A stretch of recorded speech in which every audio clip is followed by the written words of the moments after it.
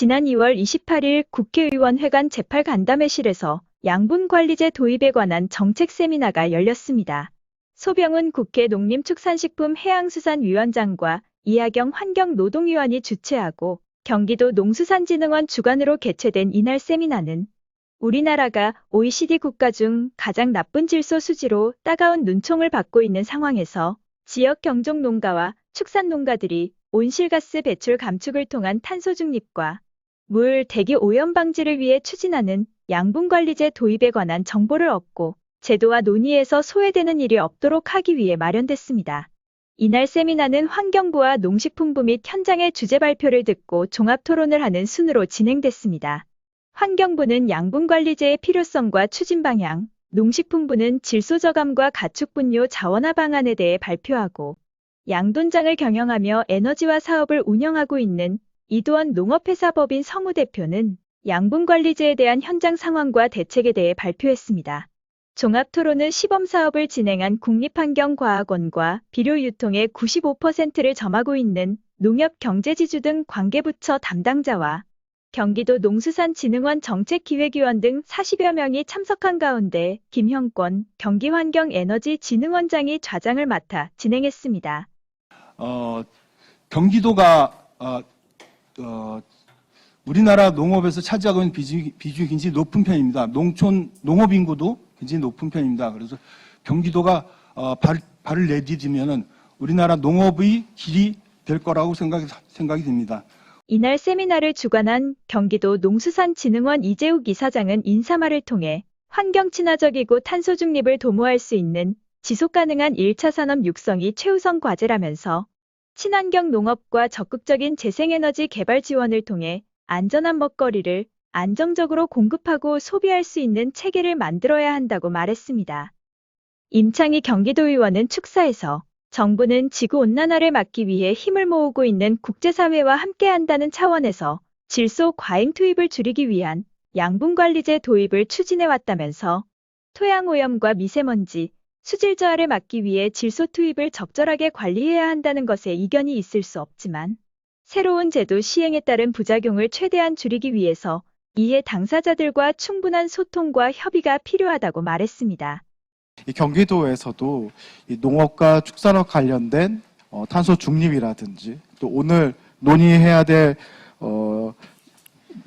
이런 부분에 대해서 충분히 검토가 되어야 합니다. 특히 아시다시피 대한민국은 전 세계에서도 질과 인해 발출량이 가장 높은 나라이기도 합니다. 또한 경기도는 전국의 평균에 대비했을 때도 훨씬 더 높은 수치를 가지고 있는데요. 그렇기 때문에 오늘 이러한 논의가 의미 있는 거라고 생각이 듭니다. 양분관리제의 이제 필요성이라든지 향후 이제 도입 방안 그리고 왜 필요한지 전반적으로 좀 발표를 드리도록 하겠습니다. 가축분뇨 양분관리 제도화 방안이라는 주제 발표를 진행한 환경부 박판규 수질생태과장은 양분관리의 필요성, 양분 현황 및 정책 여건 변화, 양분관리 제도와 추진 방향에 대해 발표했습니다. 박판규 과장은 우리나라는 OECD 회원국 중 질소와 인에 대한 국가 양분 수지가 질소는 1위, 인은 2위로 높다고 강조하면서 지속가능한 축산업 발전과 적정 환경관리를 위해 환경부와 농식품부가 양분관리 시범사업을 추진, 농진청 흑토람 시스템의 농경지별 비료 사용 처방 서비스를 통해 적정 양분 사용을 유도해왔다고 발표했습니다.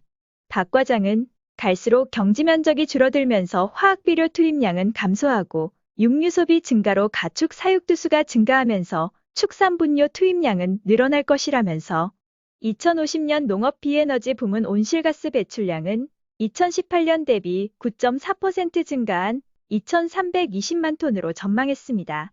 이에 농경지에 투입되는 각종 양분을 관리하여 토양, 대기, 물 환경 등을 보호하기 위해 가축 분뇨 관리 기본계획에 양분관리 계획을 포함하여 수립하도록 제도 추진의 법적 근거를 마련할 계획이라고 밝혔습니다.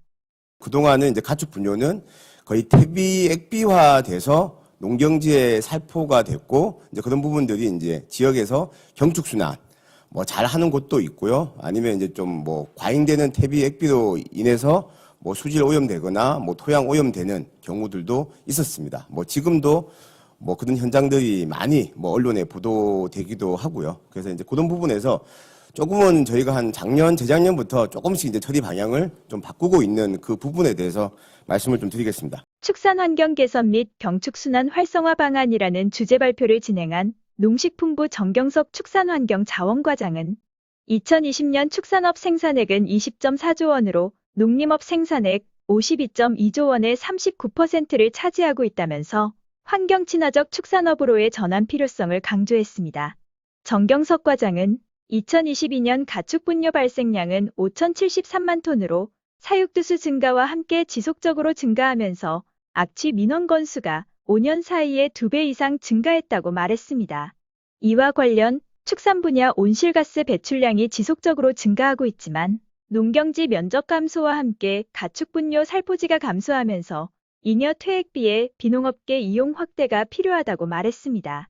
이에 축산환경 실태조사 결과를 토대로 지역 단위 축산환경 관리 체계를 구축하고 바이오가스를 활용한 공공형 에너지 시설 확대와 현대제철과 한전 등 고체 연료를 활용할 수 있는 신규 소비처 발굴을 제안했습니다.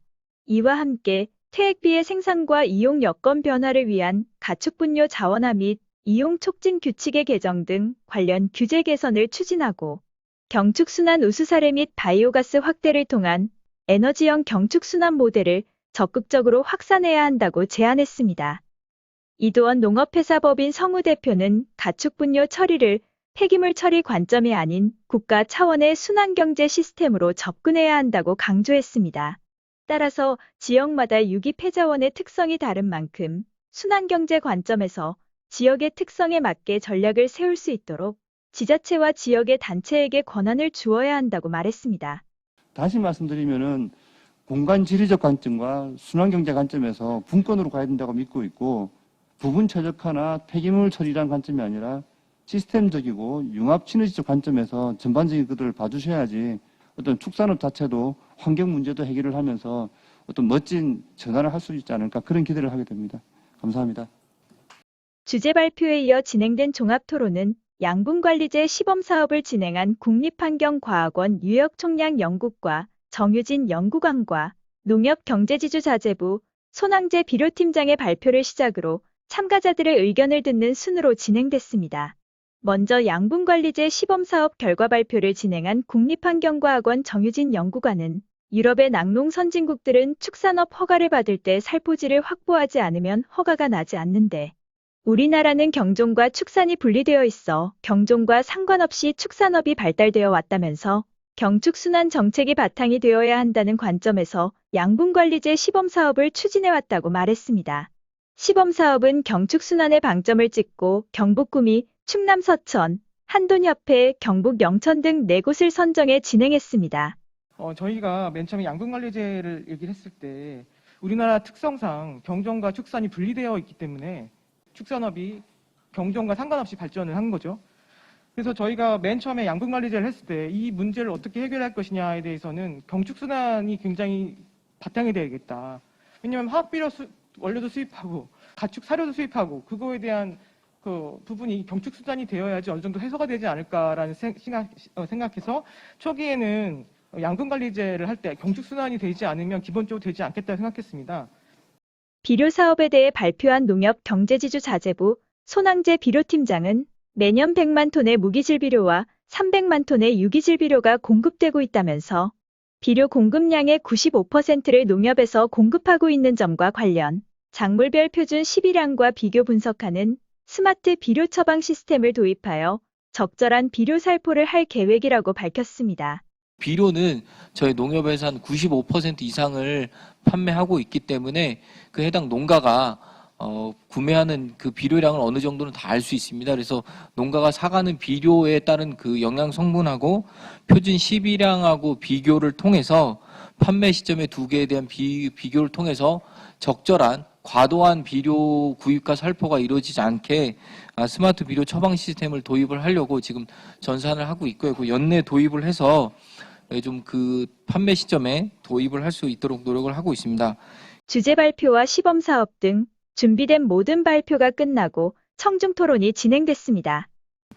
예, 오늘 그 두 분의 발표 잘 들었고요. 또 이제 정부의 방침이 이제 바이오차, 바이오가스 이렇게 가신다고 그러는데 아까 그 이도원 사장님 말씀은 이제 순환경제 쪽으로 봐야 되는데 지금 바이오차하고 바이오가스를 따로따로 생각을 하시더라고요. 그렇게 하지 마시고 지금 통합 바이오가스처럼 바이오차와 바이오가스를 한 사이트에서 하시게 되면 그 바이오가스를 하다 보면 소화액이 나오거든요. 소화액에 보면 질소가 들어있거든요. 또 바이오차를 생산을 하다 보면 200톤 정도 처리를 하면 약 70톤 정도의 응축수가 나옵니다. 그 응축수도 거의 대부분이 질소예요. 그러면 두 개를 합쳐가지고 거기서 질소의 성분을 빼내면 그렇게 해서 쓰게 되면 결국은 그 순환경제가 되는데 이거를 계속 정화해서 방류해버리고 또 외국에서 질소 비료, 인산이나 그 인산 비료나 뭐 저기 질소 비료 또 수입하고 이런 식으로 하지 마시고 이거를 두 개를 같이 한 사이트에다 놓는 것이 훨씬 더 경제적이지 않을까 해서 말씀을 드립니다. 이상입니다. 사실 그 양분관리제에 대해서 이야기를 하게 되면은 기본적으로 가축 분뇨만 이야기를 계속 하고 계신 것 같습니다, 지금. 근데 기본적인 개념은 화학 비료 감축에 대한 부분이 논의되지 않으면 양분관리제는 그러니까 반쪽짜리입니다. 그게 결국에 화학 비료 감축이나 그리고 국가 단위에서 결국에 뭐 당연히 그 탑다운 방식이나 정책을 수립함에 있어서 국가 단위 개념이 그 정책 개념이 들어갈 수밖에 없기 때문에 당연히 그 지역 단위 양분관리제에 대해서는 당연히 도입돼야 되지만 저희가 화학 비료 감축에 대해서 논의를 하지 않고서는 이거는 절대 성공할 수가 없는 모델이거든요. 그래서 이런 부분에 대한 고려가 없이 자꾸 그 유기질 비료 그러니까 가축 분뇨를 포함한 나머지 뭐 음식물 쓰레기에 대한 개념만 자꾸 갖고 간다면 이거는 실패할 수밖에 없는 정책이라고 생각을 해서 꼭 말씀드려야 될 것 같아서 말씀드립니다. 열흘 전에 오우석 부지사께서 저희 회사에 와가지고 유럽에는 바이오가스 플랜트가 아주 활성화되어 있는데 왜 우리나라에는 잘 안 될까라는 질문을 던지셨는데 1시간 후에는 가시면서 하는 말씀이 내 질문이 잘못됐었네요 라고 말씀을 하셨어요. 그건 뭐냐면 유럽의 바이오가스 플랜트의 기본 개념과 우리나라가 전혀 다르다고 지금 보는데 현재 바이오가스 촉진법 하위법령 제정하는데 환경공단하고 제가 같이 참여해서 조언도 드리고 하고 있거든요. 우리나라 환경부에서는 이것은 유기성 폐자원의 활용이다. 그러니까 폐기물의 처리다라는 것을 분명하게 하고 있습니다. 대신에 유럽에서는 재생에너지 생산이라는 것을 좀 분명하게 하고 있습니다. 그러니까 우리나라에서는 농식품부에서 가축분뇨 처리를 아무리 하고 싶어도 현재와 같은 환경부의 정의 내에서는 더 이상 늘어날 수가 없습니다. 왜냐하면은 이 민간에서 가축분뇨를 가지고 에너지를 생산할 만한 메리트가 전혀 없습니다. 유럽은 축부는 자원입니다. 법이 자원입니다. 자원. 폐기물이 아닙니다. 이게 굉장히 큰 차이입니다. 그런데 우리 법은 아직도 폐기물로 규정하고 있고 이걸 바꾸지 않습니다. 저는 환경부에서 이 부분에 대한 부분 해야 된다고 생각을 하고요. 탄소 중립 시대란 달리 얘기하면 폐기물이란 없다라는 선언과 같다고 생각을 합니다. 청중 토론을 끝으로 양분관리제 도입에 관한 정책 세미나의 모든 일정이 마무리됐습니다. 이날 세미나의 좌장인 김형권 경기환경에너지진흥원장은 유럽은 폐기물을 자원으로 보고 있는데 반해 우리나라는 축분을 폐기물로 취급하고 있다면서 정부의 시범사업에서도 어떤 결과가 도출됐고 그 결과를 바탕으로 어떤 정책 방향이 필요한지를 제시했어야 하는데 그렇지 못했다고 평가했습니다. 김 원장은 전면적인 관점의 변화가 필요하다면서 정책을 수행하는 과정에서 거버넌스를 어떻게 구축하고 이해 당사자들을 어떻게 참여시키는가가 중요하다고 강조했습니다.